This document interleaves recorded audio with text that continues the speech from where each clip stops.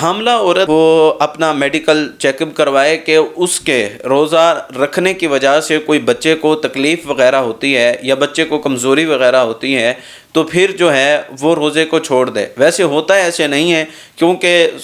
سحری اور افطاری تک تو اس پہ پابندی ہوتی ہے، بعد میں وہ کھائے پیے تو اس میں کوئی حرج نہیں ہوتا اگر وہ روزہ رکھ لے۔ ہاں اس نے میڈیکلی طور پہ چیک کروایا ہے کہ بھوک اور پیاس کی وجہ سے بچے کا نقصان ہو سکتا ہے یا اس کی اپنی جان کو کسی قسم کا کوئی خدشہ ہے، تو پھر جو ہے وہ روزہ نہ رکھے اور یہ رمضان المبارک کے بعد اپنے اس روزے کی قضائی دے دے گی۔ اور اسی طرح معاملہ جو ہے وہ عورت جو اپنے بچے کو فیڈ کرواتی ہے، دودھ پلاتی ہے، اس کا بھی معاملہ اسی طرح ہے کہ رضاعت میں اگر وہ دودھ پلانے کی وجہ سے